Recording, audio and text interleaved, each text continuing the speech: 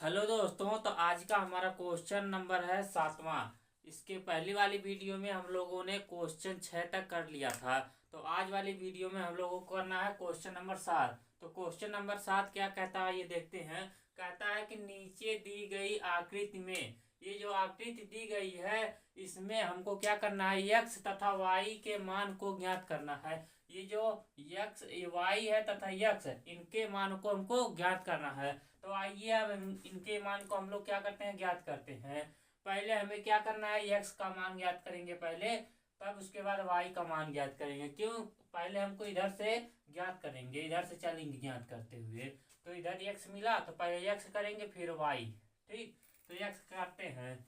तो देखिए इस यक्स से कितने बॉक्स निकले हैं, 2 बॉक्स। एक इधर गया है एक इधर, मतलब इन दोनों का गुणा ये बराबर आएगा। यक्स बराबर जो होगा वो 3 और गुणे 7। यक्स का जो मान आएगा वो 3 गुणे 7। क्यों, क्योंकि इसी बॉक्स से क्या गया है, ये दोनों गए हैं, इसीलिए यक्स का मान क्या आएगा, 3 गुणे 7। क्योंकि यक्स इसी बॉक्स बॉक्स मतलब इसी से डिब्बे से ये दोनों निकले हैं, तो इन दोनों का गुणा ये यक्स वाला आएगा, ये बॉक्स। तो यक्स का मान कितना आएगा, यक्स बराबर आएगा हमारा 35 न 35 नहीं आएगा, 7×3 = 21 आएगा। तो यक्स का मान हमारा कितना आएगा, 21 आएगा। तो यक्स का जब हमारा मान आ जाएगा 21, तो अब हम लोग यहाँ क्या रख देंगे, 21 रख देंगे। यक्स बराबर हमारा क्या आ गया, 21 आ गया है। अब हमको क्या करना है, वाई बराबर ज्ञात करना है। तो वाई के डिब्बे से कौन कौन निकला है, एक 4 निकला है, एक तो यक्स निकला था, लेकिन हम लोगों को क्या किया, यक्स का मान ज्ञात किया। लेकिन अब यक्स के दर पे 21 आ गया, तो 21 का गुणा धन 4 का गुणा बराबर आ जाएगा वाई। तो वाई बराबर हो जाएगा 4×21। क्योंकि वाई के डिब्बे से ये दोनों निकले हैं, तो इन दोनों का गुणा बराबर होगा वाई के। तो देखिए 4 4 1 में 4, 4×2 = 8, 84। तो वाई का मान कितना आ गया, 84। यक्स बराबर 21 और वाई का मान 84। ठीक, तो देखते हैं अगले वाले क्वेश्चन को। आई होप कि ये वाला क्वेश्चन आपको बहुत अच्छे से समझ में आया होगा।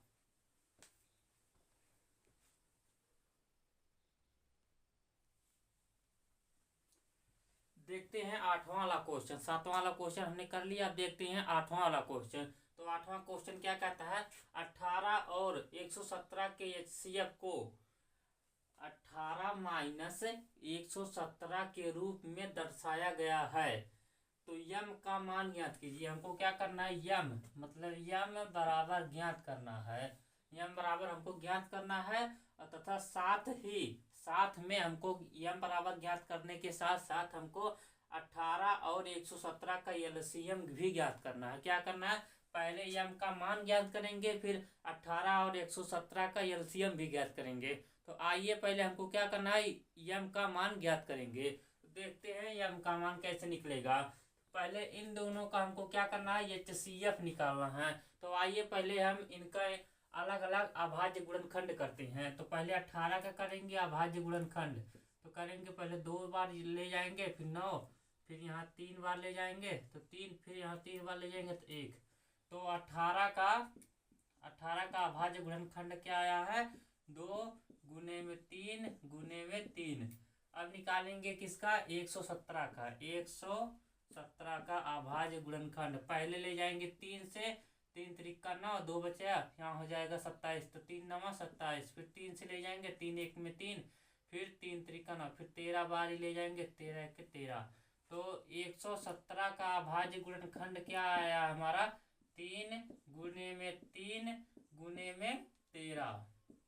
तो हमारा एचसीएफ जो आ जाएगा, हमारा एचसीएफ क्या आएगा, एचसीएफ हमारा वही होता है जो दोनों संख्याओं में उभयनिष्ठ गुणनखंड मिलता है। तो एचसीएफ हमारा क्या आएगा, जो दोनों संख्याओं में उभयनिष्ठ गुणनखंड कॉमन मिलेगा। तो एक गुणनखंड एक ये और एक ए और एक ए, मतलब ये दोनों हमारा उभयनिष्ठ गुणनखंड कॉमन है। तो हमारा एचसीएफ क्या आ जाएगा, 3 एक आ जाएगा और एक और 3, मतलब 9। तो हमारा एचसीएफ क्या आ जाएगा, 9। अब हम लोग एचसीएफ निकाले। अब इसी 9 को 9 के बराबर दिया, हमारा कितना दिया है, 18m-117। तो अब देखते हैं हमारा HCF आ गया है। अब हम निकालते हैं यम का मान। तो यम का मान निकालेंगे। पहले दिया है 9 बराबर दिया है 18m-117। ठीक, इस 9 को हम ले जाते हैं इधर, और चाहिए इसको हम इधर लाएंगे और इसको यहीं रहने देते हैं। देखिए 117 को जब इधर लाएंगे तो हो जाएगा ये प्लस, और यहाँ 9 प्लस है ही, और बराबर इधर 18m।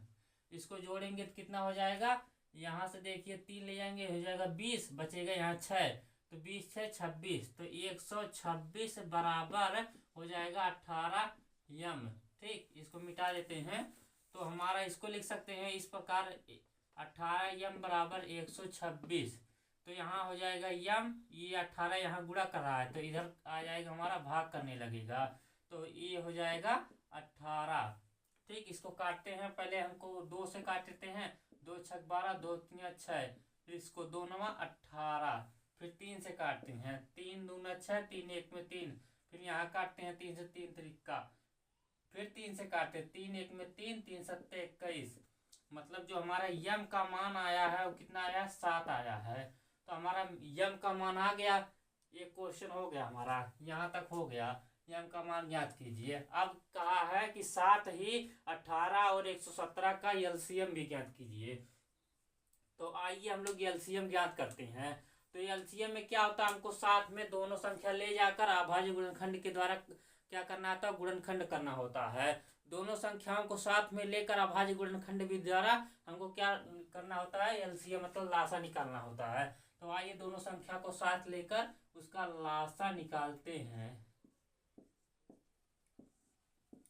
तो ले जाएंगे पहले बार 2 बारी ले जाएंगे, 2 बारी ले जाएंगे। तो 2 बारी ले जाएंगे, देखिए कितना यहाँ हो जाएगा। जब इसमें भाग करेगा तो ये हो जाएगा 9, इसमें भाग नहीं करेगा ये ऐसे उतर जाएगा। और फिर इसके अब 2 भाग नहीं जाएगा, अब 3 ले जाएंगे तो यहाँ हो जाएगा 3, और इसमें ले जाएंगे तो हो जाएगा 3 त्रिक 9, 3 9 27। फिर 3 से ले जाएंगे, 3 1 में 3, यहाँ 3, यहाँ 13, फिर 13 बारी में ले जाएंगे, 13 1 में 13 1। तो देखिए दोनों संख्याओं का अभाज्य गुणनखंड हो गया। अब यही हमारा एलसीएम, इन्हीं का गुणा हमारा क्या हो जाएगा, एलसीएम। तो हमारे एलसीएम बराबर क्या लिख सकते हैं, एलसीएम। एलसीएम बराबर हमारा हो जाएगा 2 गुना में 3 गुना में 3 गुना में 13। यही हमारा क्या हो जाएगा, एलसीएम। इन्हीं का जो हमारा गुणा आएगा यही हमारा क्या हो जाएगा, ये हमारा हो जाएगा एलसीएम। तो देखिए 3 दूना 6, 6 त्रिक 18, तो 18 गुना में 13। तो करते हैं 8 त्रिक हो जाएगा हमारा 24, हासिल हो जाएगा 2, 3 1 में 3 2 5 हो जाएगा, और 1 का गुणा 8 में और 1 का 1 में, तो 4 8 5 13, और 1 हासिल यहाँ 2, मतलब 234। देखिए हमारा क्वेश्चन सही है ना, 200। देखिए 8 3 24 के 4 हाथ से 2, 3 1 में 3 5, और 8 यहाँ और 1 यहाँ, 4 8 5 13 3 हाथ से 1 ये 2, 234 हमारा क्या आ गया है, एलसीएम। तो हमारा 8वां क्वेश्चन बहुत अच्छे से हल हो गया। आई होप कि ये भी क्वेश्चन आपको बहुत अच्छे से समझ में आया होगा। अब देखते हैं हम 9वें क्वेश्चन को।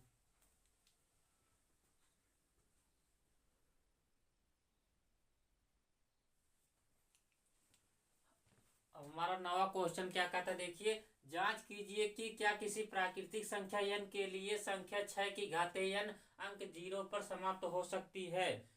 तो पहले हमको क्या करना, क्वेश्चन को अच्छे से समझ लेना। क्या कहता है कि जांच कीजिए कि क्या किसी प्राकृतिक संख्या क्या होती है, प्राकृतिक संख्या। प्राकृतिक संख्या क्या होती है, पहले इसके देख लेते हैं।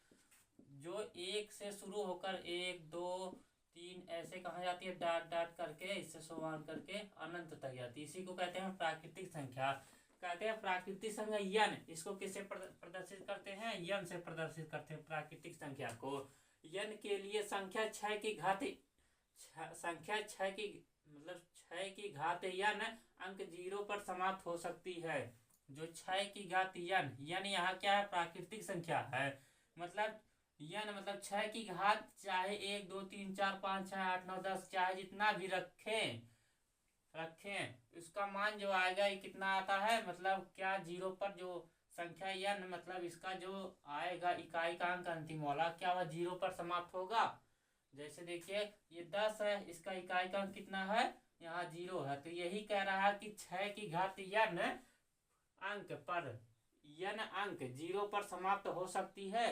तो यहाँ जो n है, यहाँ 1 2 3 4 5 चाहे जितना हम रखने पर क्या जो इकाई का अंक हमारा होगा, क्या वह 0 हो सकता है। तो आइए इसको हम हल करते हैं। तो देखते हैं, कहता है कि संख्या n 6 की घात n अंक 0 पर समाप्त हो सकती है। यही हमको क्या है समझना, बस इतना ही, इतना हमको क्या समझना है, बस समझना है। ठीक, तो देखते हैं क्या होता है। किसी भी संख्या के लास्ट में 0 अंक कब आएंगे। ठीक, कोई भी संख्या होगी उसके अंतिम अंक अगर 0 होगा तो उसका जो गुणनखंड होगा, उसके गुणनखंड में यही दो गुणनखंड जो अवश्य रहेंगे, यही दो गुणनखंड क्या रहेंगे, अवश्य रहेंगे। तभी उसके संख्या में क्या रहेगा, उसके लास्ट के अंक का जो इकाई अंक रहेगा उसके में 0 रहेगा। अगर यही दो खंड नहीं रहेंगे गुणनखंड, इसके अतिरिक्त भी रहेंगे और लेकिन ये जरूर रहेंगे। अगर ये नहीं रहेंगे तो उसके अंतिम वाला जो अंक होगा वो क्या होगा हमारा, उसके अंतिम वाले अंक में क्या होगा, 0 नहीं होगा। तो जैसे देख लेते हैं 10 लेते हैं, 10 का जब करेंगे हम लोग गुणनखंड तो इसको लिख सकते हैं 2 गुणे 5। देखिए आया है कि नहीं, 2 गुणे 5। 20 लिखते हैं, 20 2 गुणे 2 गुणे 5 आया है कि नहीं, 2 गुणे 5 ये आया है कि नहीं। जिसके भी लास्ट में 0 होगा उसके गुणनखंड में 2 गुणे 5 अवश्य आएगा। चाहे 50 ले लेते हैं, 50 ले लेते हैं। ठीक, इसको लिखते हैं 5 गुणे 10 और 10 को लिख सकते हैं, लिख देंगे 5 गुणे 2 गुणे 5। ठीक, लिख सकते हैं कि नहीं, 5 दूनी 10, 10 पचे 50। तो देखिए 2 गुणे 5 का गुणनखंड आया कि नहीं। जिसके भी लास्ट में 0 होगा यही दो खंड जरूर मिलेंगे हमको, 2 गुणे 5 अवश्य मिलेगा। तो अर्थात देखिए 6 की घात n मतलब 6 की घात हम कितना भी कर दें, 6 की घात हम कितना भी करते हैं, जब तक कि हमको 6 के गुणनखंड में 2 गुणे 5 का खंड नहीं मिलेगा तब तक उसके लास्ट का इकाई का अंक 0 नहीं होगा। तो देखते हैं 6 का खंड करते हैं, अगर 2 गुणे 5 मिल जाता है तो उसका जो इकाई का अंक होगा वह 0 पर समाप्त होगा, अगर नहीं मिलता है तो नहीं होगा। तो 6 का हम लोग क्या करेंगे, खंड करेंगे तो 2 बारी ले जाएंगे 3 बचेगा और यहाँ 3, मतलब यहाँ 1 आ गया। मतलब हमारा 6 का जो खंड होगा वो 2 गुणे 3 होगा। 2 तो मिल रहा है लेकिन हमारा 5 क्या हो रहा है, नहीं मिल रहा है। तो अर्थात जो हमारा होगा जो 6 की घात n है इसके लिए अंक 0 पर समाप्त नहीं होगा, क्योंकि अंक 0 पर समाप्त होने के लिए एक कंडीशन, केवल एक कंडीशन, कि उसके जो गुणनखंड होते हैं ये जो 2 गुणे 5 वह जो संख्या होती है उस संख्या में 2 गुणे 5 का हमको खंड अवश्य चाहिए, तभी वह संख्या क्या होगी, 0 पर समाप्त होगी। उसका लास्ट का इकाई का अंक, जिस संख्या के लास्ट की इकाई अंक में 0 होगा उसके गुणनखंड में 2 गुणे 5 अवश्य होगा। तो इसलिए इस जो संख्या दी गई है 6, इसमें 2 गुणे 5 का गुणनखंड नहीं है, अर्थात यह संख्या 0 पर समाप्त नहीं होगी। अब 6 की घात चाहे हम 1 कर लें, चाहे 6 की घात 2 कर लें, चाहे 6 की घात 3, चाहे 6 की घात 10, कितना भी कर ले, लेकिन इसका लास्ट का जो इकाई का अंक आएगा ये 0 कभी भी नहीं आएगा। तो इसलिए यह संख्या 6 की घात n अंक 0 पर समाप्त नहीं होगी। अब देखते हैं हम लोग अगला क्वेश्चन, क्या 10वां क्वेश्चन देखते हैं क्या है।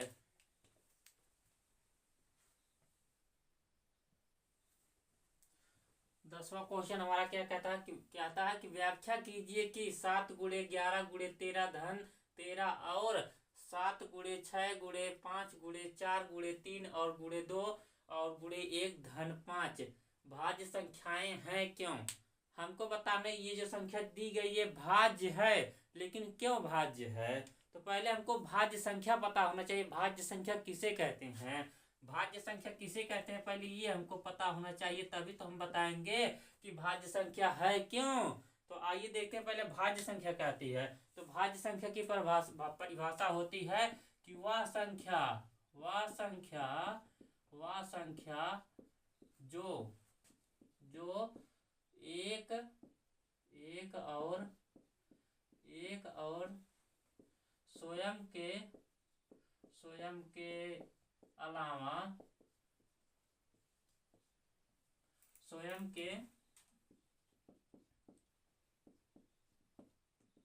अलावा किसी अन्य संख्या से भी भाज्य हो, अन्य संख्या से भी विभाजित हो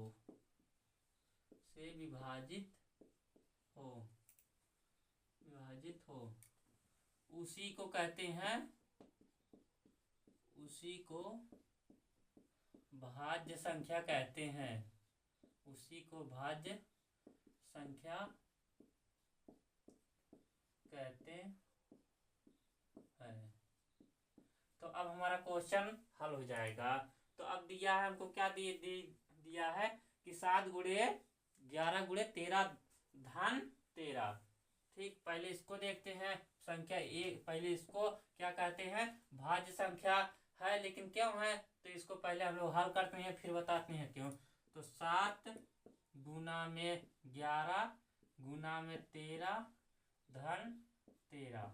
ठीक, इसमें कितने पद है आप सब बता सकते हैं, कितने पद हैं इसमें, कितने पद हैं इसमें? केवल 2 पद हैं। ये जो है, ये जो गुणा के रूप में है, ये जो इतना गुणा के रूप में है, ये केवल एक पद है, ये एक पद है, और ये इतना दूसरा पद है। ठीक, तो कितने पद है इसमें हमारे हैं? 2 पद हैं। ये जो पूरा दिया गया है इसमें कितने पद है? 2 पद है केवल। ये सब क्या है? गुणा में, इनका जब गुणा करेंगे तो ये केवल एक पद बन जाएगा। अब हम क्या करते हैं, यहाँ से देखिए 13 कॉमन लेते हैं। कॉमन कब लिया जाता है? जब दोनों जगह से कॉमन मिलता है। तो जब यहाँ से भी और यहाँ से भी 13 मिलेंगे तभी हम कॉमन लेंगे। तो देखिए यहाँ भी 13 है, यहाँ भी 13 है, तो क्या करते हैं, अभी यहाँ से 13 को निकालते हैं। तो 13 को जब निकालेंगे तो इसके अंदर क्या बचेगा? 7 बचेगा, गुना में 11 बचेगा, और धन यहाँ 13 चला गया, क्या बच जाएगा? 1 बच जाएगा। ओके, अब देखते हैं 13, अब इसका गुणा कराती हैं तो यहाँ हो जाएगा 11 सते 77 धन 1 78, क्या हो जाएगा? 78।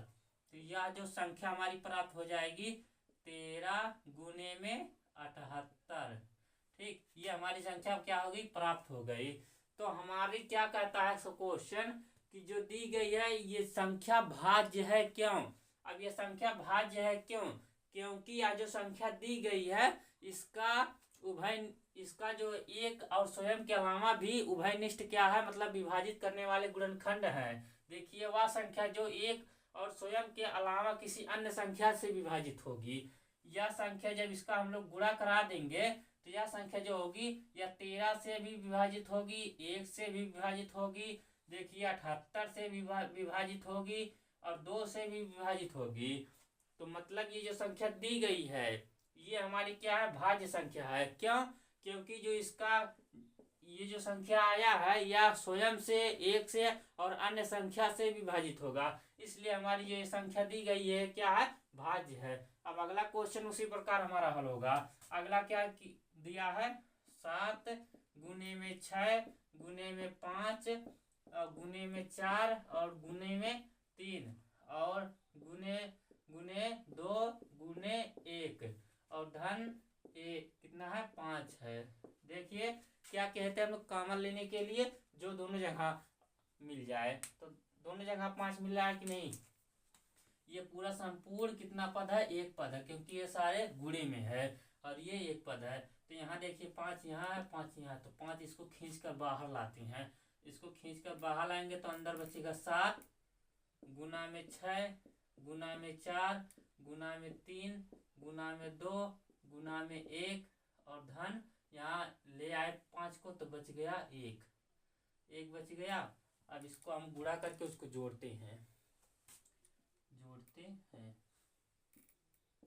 तो देखिए 6 सते कितना होगा? 42, और जब 42 का गुणा 4 से करेंगे, 42 का गुणा 4 से 8 4 चौक 16, 168, इतना हो गया 168। अब 168 का गुणा 3 से करते हैं। 168 गुना में 3, तो 8 त्रिक 24, 2 हासिल, 6 त्रिक 18, 2 20, 2 हासिल, 3 1 3 2 5, 500 कितना हो गया 4। 504 का गुणा 2 में करते हैं तो हो जाएगा 1008 हो जाएगा, और 1008 में 1 जोड़ेंगे तो हो जाएगा 1009, मतलब 1000 हो जाएगा 9। 1009 हुआ।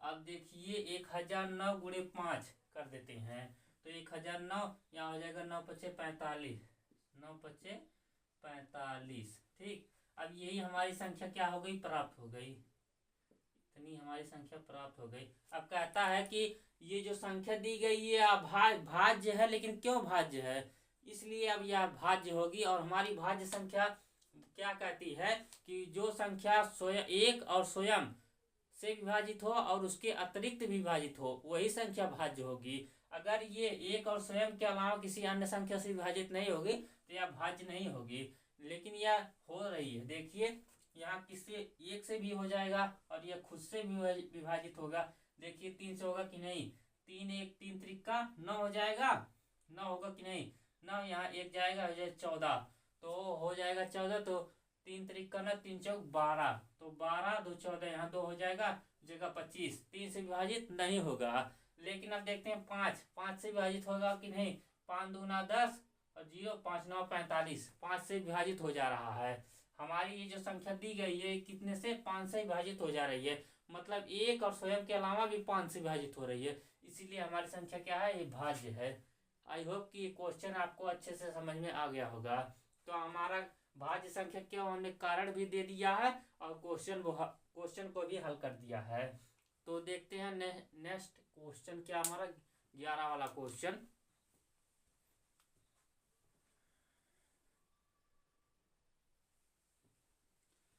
हेलो दोस्तों, तो अब लोग क्या करते हैं, 11 वाला क्वेश्चन हल करते हैं। तो 11वां क्वेश्चन हमारा बहुत कठिन नहीं, बहुत आसान है, और लेकिन बहुत बड़ा लिखा गया है, तो इसलिए हम इसको लिखेंगे नहीं, बस हल कर देंगे। 11 वाला क्वेश्चन हमारा क्या कहता है, आप लोग एक बार सुन लीजिए। देखिए क्या कहता है कि किसी खेल के एक मैदान के चारों ओर एक वृत्ताकार पथ है। कोई खेल का मैदान है, उस खेल के मैदान के चारों ओर मतलब वृत्ताकार मतलब वृत्त के आकार का बना एक रास्ता है, पथ मतलब रास्ता है। कहता है कि इस मैदान का एक चक्कर लगाने में सोनिया को, एक लड़की क्या है, सोनिया, एक सोनिया है, इसको लगाने में एक चक्कर लगाने में कितना 18 मिनट लगता है। एक चक्कर लगाने में 18 मिनट लगता है। जबकि इसी मैदान का एक चक्कर लगाने में रवि को एक लड़का है, क्या है, रवि नाम है उसका, रवि, उसको एक चक्कर लगाने में लगता है 12 मिनट। कितना लगता है, 12 मिनट। अब कहता है कि मान लीजिए कि वे दोनों एक स्थान से ही चलना प्रारंभ करें। मान लीजिए कि ये जो रास्ता हमारा वृत्ताकार, यहीं से दोनों लोग सोनिया और रवि चलना प्रारंभ करें। आगे क्या कहता है, प्रारंभ कर दिया मतलब करे तो कितने समय बाद वे दोनों प्रारंभिक स्थान पर मिलेंगे। ये दोनों अपने स्थान से चलना प्रारंभ करें, अब वह कितने समय बाद, दोनों लोग कितने समय बाद इसी स्थान पे आकर मिलेंगे। तो हमको क्या करना है, बस ये दो संख्या दी गई है, इसका हमको क्या करना है, बस हमको इसका क्या करना है, एलसीएम मतलब लासा निकाल देना है, ये इसकी क्वेश्चन का आंसर हो जाएगा। नहीं तो वरना आपको हम बहुत अच्छे से बताएंगे, दो आकृति बना करके यहाँ से सोनिया चलती है और यहाँ से रवि चलता है। जब यह सोनिया एक चक्कर लगाएगी तो 18 मिनट हो जाएगा, और ये जब क्या लगाएगा, ये रवि लगाएगा तो 12 मिनट में, मतलब रवि सबसे फास्ट लगा रहा है और सोनिया स्लो चक्कर लगा रही है। तो सोनिया हर बार में रवि जो है वो सोनिया से 6 मिनट पहले चक्कर लगा दे रहा है। ठीक, 6 मिनट चक्कर पहले लगा दे रहा है। तो इसी प्रकार वह कितना चक्कर लगाएगा, वह कितना चक्कर लगाएगी जो सोनिया है कि वह मतलब इस रवि के बराबर आ जाएगी। तो उसी प्रकार हमको इसी ऐसे हल करेंगे तो हो जाएगा, लेकिन हम लोग इसको आसान भाषा में पहले इसको क्या करेंगे, इसका एलसीएम ले लेंगे, बस इसका आंसर आ जाएगा। कुछ नहीं, जब ऐसे इतना बड़ा क्वेश्चन पूछता नहीं है, बस दे दिया तो क्या करते हैं हम इसका एलसीएम ले लेते हैं। एलसीएम 18 और 12 का 12 का एलसीएम ले लेते हैं। तो लेते हैं यहाँ जो 9 हो जाएगा 6, फिर 2 से ले जाएंगे 9, यहाँ 3, फिर 3 से ले जाएंगे 3, यहाँ 1, फिर 3 से ले जाएंगे तो हो जाएगा 1। मतलब हमारा कितना आ जाएगा, 2 दूना 4 और 4 3 12 और 12 24 आती है 36। मतलब 36 मिनट बाद जो सोनिया होगी वह रवि के स्थान से, मतलब दोनों लोग एक स्थान पर मिलेंगे। ऐसे चक्कर लगाया करेंगे, चक्कर दोनों लोग चक्कर लगाते रहेंगे, लेकिन 36 मिनट बाद वो क्या करेंगे, दोनों लोग एक स्थान पे मिल जाएंगे। दोनों लोग यहीं एक स्थान पे दोनों रवि और सोनिया मिल जाएंगी। तो हमारा 11 वाला क्वेश्चन आसानी से हल हो गया। बस हमको क्या करना है, जो दो संख्या दी गई है उसका हमको क्या करना है, एलसीएम ज्ञात करना है। देखिए कितने 36 मतलब रवि जो है इसने लगाया 12 36 3 चक्कर, और 3 चक्कर लगाया, और सोनिया ने कितना चक्कर लगाया है, 2 चक्कर लगाया है। ठीक, क्योंकि जो रवि है, ये रवि है उससे कितना फास्ट है, 6 मिनट फास्ट है। जब तक रवि एक चक्कर लगाएगा, ठीक, जब तक रवि एक चक्कर लगाएगा तब तक सोनिया को एक चक्कर पूरा करने में 6 मिनट बाकी रह जाएंगे। ठीक, 6 मिनट बाकी रह जाएंगे। तो इसलिए रवि सबसे ज्यादा चक्कर लगा रहा है, मतलब 3 चक्कर लगाया और सोनिया 2 चक्कर। ठीक, तो जो रवि है वो सबसे ज्यादा तेज दौड़ रहा था। 3 चक्कर में वह तीसरे चक्कर में यहाँ पहुंचा, और जो सोनिया दूसरे चक्कर में धीरे धीरे चल रही थी। तो आई होप कि ये 11 वाला क्वेश्चन भी आपको बहुत अच्छे से आया होगा। अब 12 वाला क्वेश्चन हम लोग आराम से लिखते हैं, उसके बाद आराम से समझते हैं।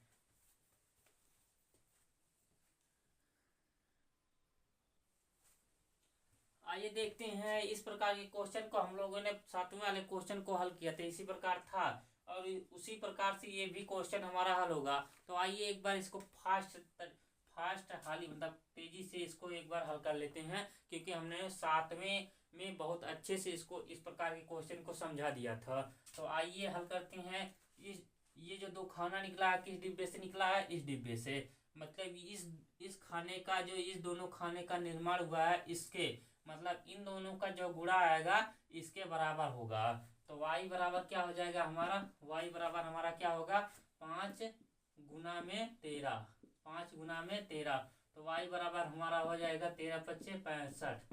ठीक, हमारा y बराबर कितना हो गया, 13 पच्चे 65। देखिए यहाँ y बराबर हमारा हो गया 65। अब देखिए इस डिब्बे का निर्माण इन दोनों से हुआ है। इस डिब्बे जो ये डिब्बा दिया गया है इसका निर्माण हुआ है इन दोनों के मिलने से, मतलब इन दोनों से ही इन दोनों का निर्माण हुआ। इसके एक डिब्बे से इन दोनों निकले हैं, तो मतलब इन दोनों का गुणा इतना हमारा होना चाहिए। तो देखते हैं, आइए 195 बराबर होगा उन दोनों डिब्बों का गुणा, 3 गुणे में 65। तो आइए देखते करते हैं आता है क्या आएगा गुणा हमारा, कितना दिया है 195। तो देखते हैं 5 3 15 के 5 हासिल 1, 6 3 18 18 1 19। देखिए हमारा दोनों बराबर हो गया, अर्थात ये सिद्ध हो गया कि इस डिब्बे से जो निकला गया, दोनों डिब्बे निकले गए हैं, उन दोनों का गुणा सदैव बराबर होगा इससे। इसीलिए हमको y बराबर इन दोनों का गुणा करते हैं। ये बात आपको साफ समझ में आ गई, क्लियर एकदम अच्छे से।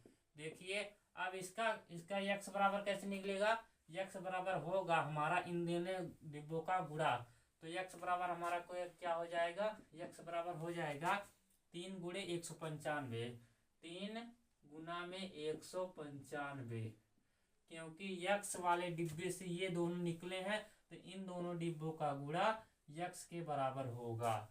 तो 5 3 15 के 5 हासिल 1, 9 3 27 1 28 हासिल 2।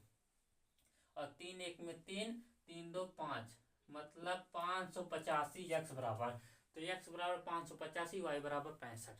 तो आप देखते हैं 13 वाले क्वेश्चन को बहुत अच्छे से। आई होप कि ये भी क्वेश्चन बहुत अच्छे से आपको समझ में आ गया होगा।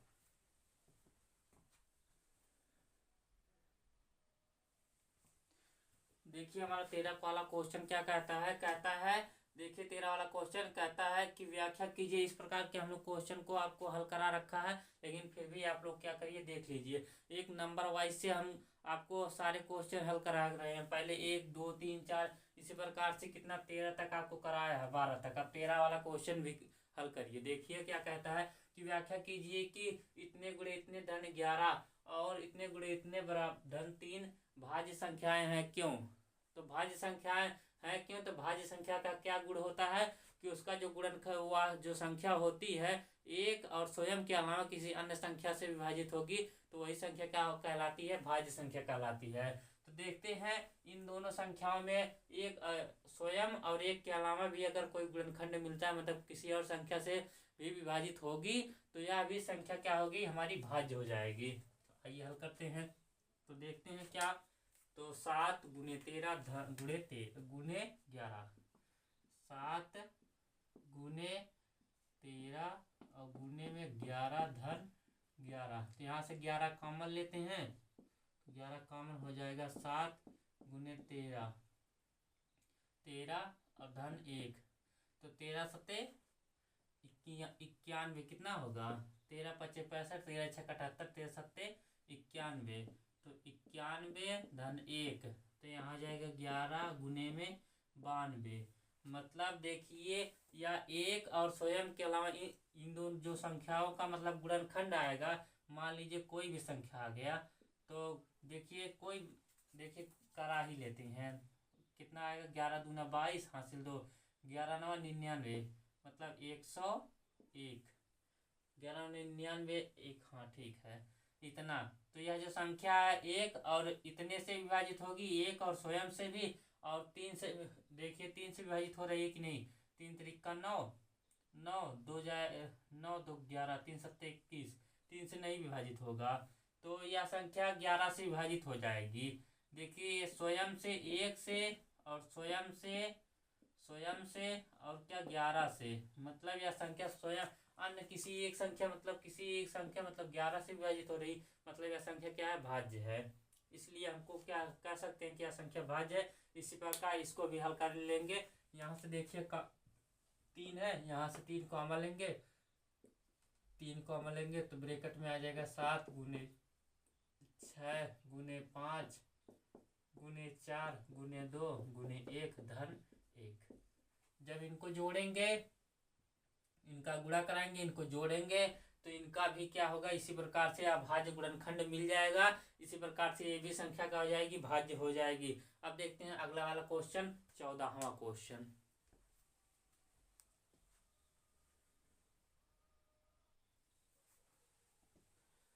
देखिए अब देखते हैं 14 वाले क्वेश्चन को। 14वें क्वेश्चन को क्या कहता है कि नीचे दी गई आकृति में, नीचे जो दी गई है आकृति में, इसमें एक्स वाई तथा जेड के मान को हमको क्या करना है? ज्ञात करना है। तो इस प्रकार की क्वेश्चन को हमने कई बार हल करा रखा है। यहाँ क्या रखा संख्या? देखिए गायब नहीं लिखा, यहाँ संख्या दी है 7। यहाँ जो संख्या हमारी क्या है? यहाँ है हमारी संख्या 7 है, यहाँ 7 है। तो अब हम लोग क्या करते हैं? हल करते हैं। तो हमने पहले ही बता रखा था, तो इन दोनों बॉक्स का निर्माण इससे हुआ है, तो मतलब ये बराबर हो, इन दोनों का गुणा बराबर होगा इस बॉक्स के। तो देखिए हल करते हैं। तो 161 बराबर होगा 7 गुने में जेड, 7 गुने में जेड। इसके बराबर होगा कि नहीं? क्योंकि हमने बताया था कि इसका जो निर्माण, इन दोनों का जो निर्माण हुआ है इसी से हुआ है। तो मतलब जब इन दोनों को हम लोग मिलाएंगे, मतलब गुणा करेंगे, तो यही हमको प्राप्त हो जाएगा। तो देखिए यहाँ क्या कर रहा है? 7 यहाँ क्या कर रहा है? गुणा कर रहा है, तो इधर जाएगा भाग करने लगेगा। तो यहाँ हो जाएगा एक, देखिए यहाँ आ जाएगा भाग करने लगेगा। इसको इसी प्रकार से लिख सकते हैं 7 गुने में जेड बराबर 161। तो यहाँ 7 गुणा कर उधर जाएगा भाग करने लगेगा, तो यहाँ z बराबर हो जाएगा 161/7। तो यहाँ काटते हैं इसको, 7 दूना 14, 14 आ जाएगा, तो 14 2 16, तो हो जाएगा यहाँ 21, तो 7 3 21, मतलब हमारा z बराबर आ जाएगा 21। z बराबर कितना आया? 21 आया। यहाँ लिख यहाँ z बराबर 21 कितना होगा? 21, 7 3 देखिए 7 दूना 14 और 7 3 21, मतलब हमारा z बराबर आ गया 23। z बराबर कितना आया? 23। देखिए 7 दूना 14 बचा 2 हो जाएगा 21, 7 3 21, मतलब हमारा z बराबर 23 आ गया। यहाँ z बराबर अब 23 आ गया। ठीक, अब देखते हैं इस y का। अब इस y मतलब इन दोनों बॉक्स का निर्माण कैसे हुआ है? इन दोनों बॉक्स को जब मिलाएंगे तो हमको y प्राप्त हो जाएगा। तो आइए करते हैं, इन दोनों बॉक्स का निर्माण y से हुआ है, तो y बराबर हम लिख सकते हैं, y बराबर लिख सकते हैं 7 गुने में 161। तो 7 का गुणा कराते हैं इसमें, तो y मान आ जाएगा।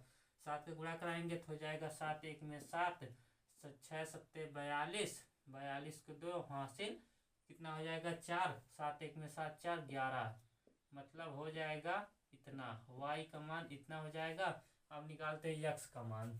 तो इन दोनों बॉक्स का निर्माण हुआ है x से, तो x बराबर हमारा हो जाएगा, x बराबर हो जाएगा 2 गुना में 3 3 8 1, तो इनका जो गुणा आएगा ये x के बराबर आ जाएगा, मतलब x का हमारा मान आ जाएगा 2, 8 दूना 16 हासिल 1, 3 दूनी 6 1 7, 3 दूनी 6, तो इतना हमारी x। देखिए x y और z इन तीनों का मान हमारा आ गया। तो आज की वीडियो यहीं तक ही, ज़्यादा लंबी हो जाएगी वीडियो तो नहीं, कोई भी नहीं देखेगा, इसलिए हमारी आज की वीडियो यहीं तक। इसके बाद वाले क्वेश्चन को हम लोग इसके अगली वाली वीडियो में। अभी तक हमारे प्रश्नावली 1.1 ए इसका कितना पार्ट बन चुका है? एक पार्ट पहले में बना है, एक क्वेश्चन इसमें केवल, और इसमें बना है फिर 6 क्वेश्चन, इसके बाद बन रहा है 14 तक हमारा क्वेश्चन।